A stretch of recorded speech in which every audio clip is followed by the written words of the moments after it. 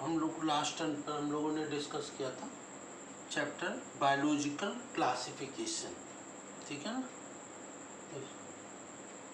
जीवों का वर्गीकरण, जीवों का वर्गीकरण या बायोलॉजिकल क्लासिफिकेशन पढ़ रहे थे। उसमें 5 किंगडम क्लासिफिकेशन जो कि वीटेकर ने दिया था उसको पढ़ रहे थे। वीटेकर ने दिया था 5 किंगडम क्लासिफिकेशन। तो 5 किंगडम क्लासिफिकेशन क्या है, जिसमें कि जितने भी प्लांट और एनिमल्स हैं, पौधे और जंतु हैं पृथ्वी पर, उन सभी को 5 जगत या 5 किंगडम में डिवाइड किया गया है, जिसे कि हम कहते हैं 5 किंगडम क्लासिफिकेशन। तो 5 किंगडम क्लासिफिकेशन में किसको कौन कौन से 5 किंगडम है?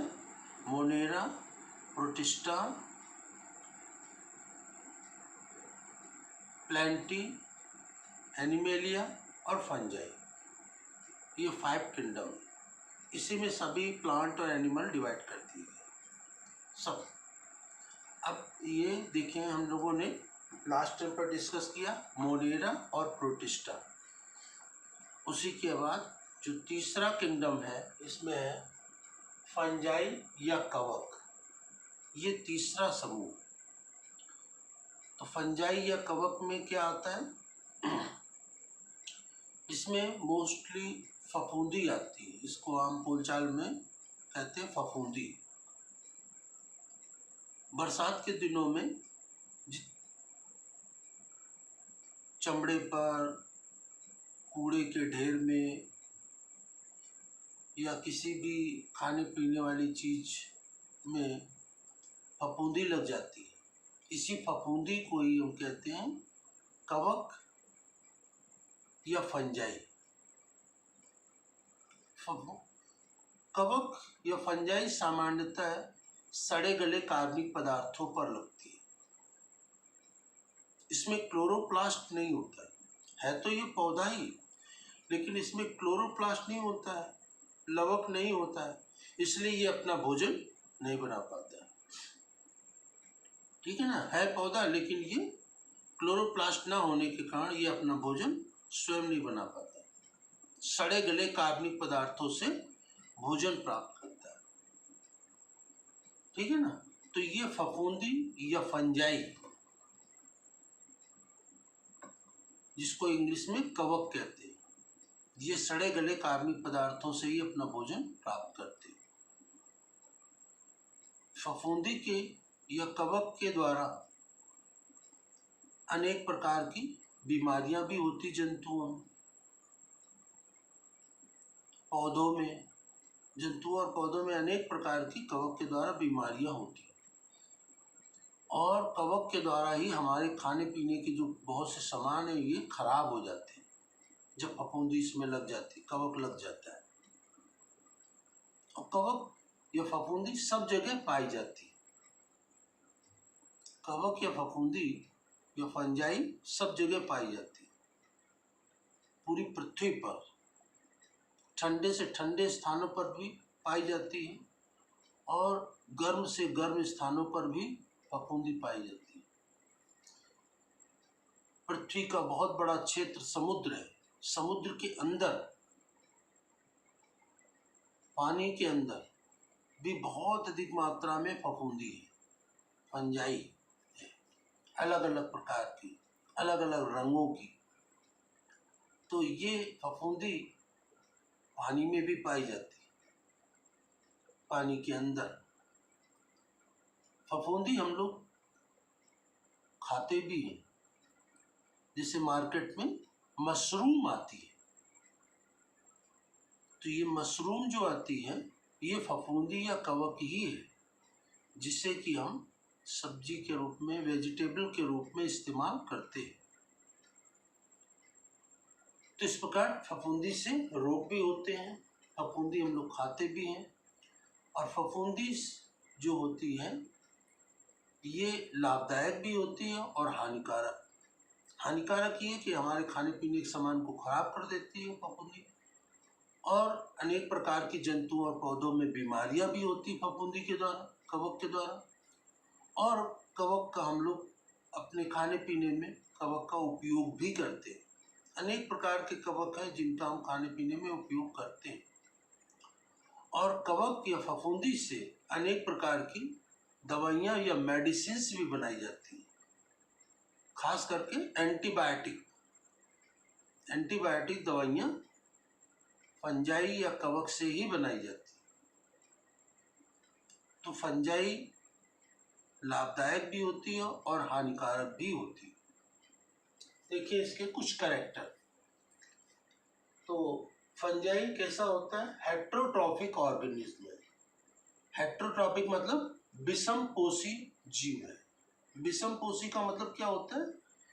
जो अपना भोजन नहीं बना पाता, ठीक है ना, क्योंकि इसमें क्लोरोप्लास्ट नहीं होता है। ये पौधे की तरह होता है, पौधे की कैटेगरी में रखा गया है, लेकिन क्लोरोप्लास्ट या लवक या प्लास्टिड न होने के कारण ये विषमपोषी होता है और सड़े गले कार्बनिक पदार्थों से भी भोजन प्राप्त करता है। ईस्ट एक ऐसा कवक है, ये ईस्ट एक कवक का नाम है, YEAST। हिंदी में भी कहेंगे तो ईस्ट कहेंगे। ईस्ट एक कवक का नाम है। इस ईस्ट का उपयोग किस में किया जाता है? ब्रेड और बिस्कुट बनाने में किया जाता है। ये ईस्ट का उपयोग अल्कोहल बनाने में किया जाता है, ठीक है ना। ईस्ट का उपयोग अल्कोहल बनाने में किया जाता है, ब्रेड बिस्कुट बनाने में भी करते हैं। तो ईस्ट का उपयोग है कवक का। हम विभिन्न प्रकार के पदार्थों को, खास करके अल्कोहल को बनाने में ईस्ट का उपयोग करते हैं। इसके बाद है पक्सीनिया। पक्सीनिया एक ऐसा कवक है, फफूंदी है, जिससे गेहूं के पौधे में बीमारी होती है। गेहूं के पौधे में पक्सीनिया से बीमारी हो जाती है, जिसे कि हम रेड रस्ट कहते हैं। मतलब कि गेहूं के पौधे की पत्तियों में, तने में लाल रंग के चकत्ते पड़ जाते हैं, जिससे कि उसमें प्रकाश संश्लेषण की क्रिया बाधित हो जाती है और पौधा खराब हो जाता है, उसमें उत्पादकता घट जाती है। तो ये पक्सीनिया एक ऐसा कवक जो गेहूं के पौधे को खराब करता है। और ये है पेंसिलियम। ये भी एक कवक का नाम है, पेंसिलियम। पेंसिलियम नोटेटम, इसका पूरा नाम है पेंसिलियम नोटेटम।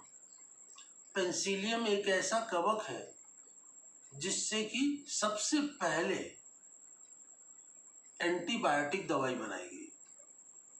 और एंटीबायोटिक दवाई, मेडिसिन आजकल हर मर्ज में दी जाती है। शरीर की कोई भी बीमारी हो तो उसमें दवा मुख्य लगाने के साथ साथ एंटीबायोटिक दवाइयाँ जरूर लगाई जाती है, कोई भी मर्ज हो, ठीक है ना। तो सबसे पहले एंटीबायोटिक जो बनाई गई दवा, वो पेंसिलियम नामक कवक से ही बनाई गई, फंजाई से ही बनाई गई। और सबसे पहले एंटीबायोटिक जो बनी थी दवा, वो कौन सी थी? पेंसिलिन, पेंसिलियम नोटेटम से बनी थी। और उस एंटीबायोटिक का का नाम इसी के नाम से रखा गया, पेंसिलिन। तो ये पेंसिलियम नोटेटम नामक कवक से पेंसिलिन नामक एंटीबायोटिक दवाई बनी।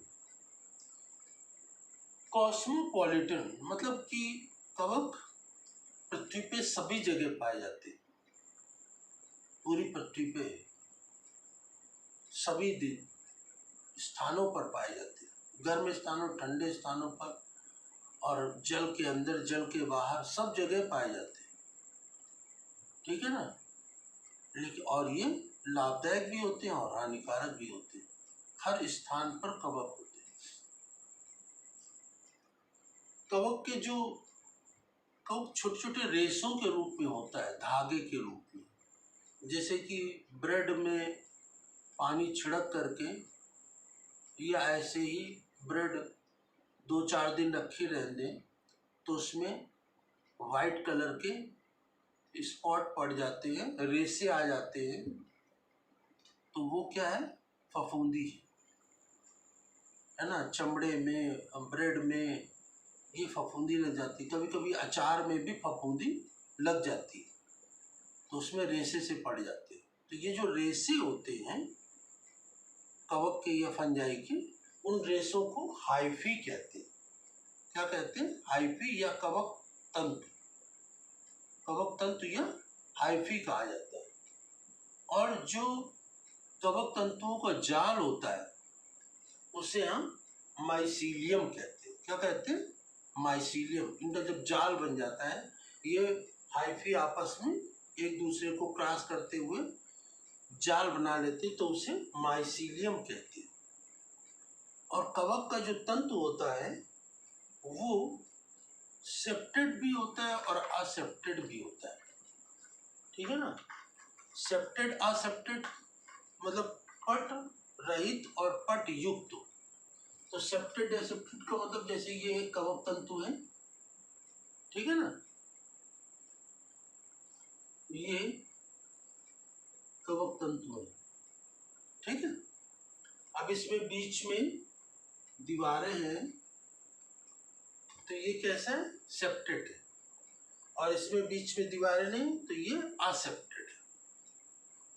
तो ये पटयुक्त और ये पटहीन है। पट माने बीच में दीवारें, डिवीजन है। तो कवक तंतु दो प्रकार के होते हैं, कुछ पटयुक्त होते हैं, कुछ पटहीन होते हैं। ये सेप्टेड है और ये असेप्टेड है, दो प्रकार के होते हैं। और सिनोसाइटिक, सिनोसाइटिक का मतलब होता है कि इसमें, सिनोसाइटिक का मतलब बहुकेंद्रकी, इसमें केंद्रक बहुत से होते हैं। तो जो सेप्टेड है तो इसमें बहुत से केंद्रक नहीं, एक एक होता है हर सेक्शन। और ये असेप्टेड जिसमें बीच में दीवार नहीं, इसमें बहुत से केंद्रक होते हैं, बहुकेंद्रकी होता है। इसे हम बहुकेंद्रकी को सिनोसिटिक कहते हैं। ठीक है ना? अब इसके बाद जो कवक या फंजाई होती है, ये पौधे कैटेगरी में, क्योंकि इसमें शैलवाल या कोशिका भित्ति पाई जाती है। तो कवकों की शैलवाल या कोशिका भित्ति काइटिन या पॉलीसेकेराइड की बनी होती है। किसकी बनी होती है? काइटिन या पॉलीसेकेराइड की बनी होती है। ठीक है ना? शैलवाल कवक की। काइटिन भी एक विशेष प्रकार का पदार्थ है और पॉलीसेकेराइड भी एक पदार्थ है। तो किसी किसी कवक में जो शैलवाल या कोशिका भित्ति होती है काइटिन की बनी होती है, और किसी किसी में पॉलीसेकेराइड की बनी होती है। जो कवक होते हैं वो सेप्रोफाइट भी होते हैं। सेप्रोफाइट का मतलब हिंदी में कहते हैं मृतोपजीवी। ठीक है? तो मोस्टली मृतोपजीवी होते हैं, सड़े गले के अन्य पदार्थों से अपना भोजन प्राप्त करते हैं। तो इसको हम सेप्रो, इंग्लिश में कहते हैं सेप्रोफाइट और हिंदी में कहते हैं मृतोपजीवी। मरे हुए सड़े गले के अम्लीय पदार्थों से भोजन प्राप्त करते हैं, सेप्रोफाइट। पैरासिटिक, दूसरे प्रकार के पैरासिटिक होते हैं। पैरासिटिक क्या होते हैं? पैरासिटिक का मतलब परजीवी। सेप्रोफाइटिक को हिंदी में कहते हैं मृतोपजीवी, पैरासिटिक का कहते हैं परजीवी। परजीवी का मतलब जो दूसरे जीवों से अपना भोजन प्राप्त करते हैं, जीवित जीवों से, और इनसे जंतुओं और पौधों में अनेक प्रकार की बीमारियां होती हैं। ठीक है ना? तो ये परजीवी होते हैं। परजीवी जैसे पक्सिनिया, ये परजीवी है ना? तो पैरासिटिक मतलब परजीवी, जंतुओं और पौधों में बीमारियां होती हैं। सिम्बायोटिक मतलब सहजीवी। ऐसे कैसे कवक होते हैं जो दूसरे के साथ मिलकर के एक साथ जीते हैं, हानि नहीं पहुंचाते बल्कि लाभ पहुंचाते हैं, तो उन्हें सहजीवी कहते हैं, साथ साथ जीवन व्यतीत करते हैं। इसका सबसे अच्छा उदाहरण देते हैं लाइकेन। लाइकेन को हिंदी में सहवाग कहते हैं। लाइकेन में क्या होता है? लाइकेन में शैवाल और कवक एक साथ मिले रहते हैं। शैवाल और कवक, शैवाल ऊपर होता है, कवक नीचे होता है। तो शैवाल प्रकाश संश्लेषण में भोजन बना करके कवक को देता है, और कवक इसके बदले में शैवाल को जल और खनिज लवण देता है। तो इस प्रकार से शैवाल और कवक का जो सहजीवी रूप है एक साथ से जीवन व्यतीत करते हैं, इसको कहते हैं लाइकेन। एक है माइकोराइजा। माइको मीन्स होता है कवक और राइजा माने रूट। कवक मूल हिंदू में कहते हैं, माइकोराइजा को हिंदी में कहते हैं कवक मूल। चंदन का पौधे में, चंदन के पौधे की जड़ों की ऊपर कवक लग जाता है, तो ये कवक जड़ों को जल और खनिज लवण देता है और इसके बदले में पौधा की जो जड़ें होती वो कवक को भोजन देती है। तो इस प्रकार से माइकोराइजा में क्या होता है, जड़ और कवक के बीच में सहजीवन होता है, ठीक है ना। चंदन के पेड़ में ऐसा देखा जाता है कि जड़ें कवक को भोजन देती है और कवक इसके बदले में जड़ों को जल और खनिज लवण देते हैं। तो लाइकेन और माइकोराइजा ये सहजीवी सिम्बायोटिक कवक के उदाहरण है, सहजीवी के उदाहरण। इसके बाद कवकों में अनेक प्रकार की, मतलब कि ये प्रजनन क्रिया होती है, जनन क्रिया होती है, वेजिटेटिव रिप्रोडक्शन या कायिक जनन, एसेक्सुअल रिप्रोडक्शन, अलैंगिक जनन सेक्सुअल रिप्रोडक्शन या लैंगिक जनन। जो कायिक जनन होता है वो किसके द्वारा होता है, फ्रेगमेंटेशन विखंडन के द्वारा होता है, फिजन के द्वारा होता है और बडिंग के द्वारा होता है, वेजिटेटिव रिप्रोडक्शन। और अलैंगिक जनन जो होता है बीजाणुओं द्वारा होता है।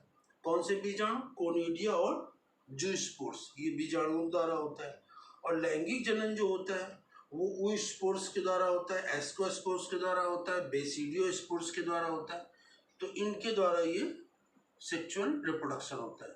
तो कवकों में तीनों प्रकार का रिप्रोडक्शन होता है, कायिक जनन, अलैंगिक जनन और लैंगिक जनन, या वेजिटेटिव रिप्रोडक्शन, एसेक्सुअल रिप्रोडक्शन और सेक्सुअल रिप्रोडक्शन। तो तीन प्रकार का ये प्रजनन क्रिया कवकों में होती है। तो ये इसको अपना फेयर कॉपी में नोट करेंगे, ये कैरेक्टर्स मुख्य मुख्य हैं और नेक्स्ट टर्न पर नेक्स्ट टॉपिक को डिस्कस करेंगे। Thank you.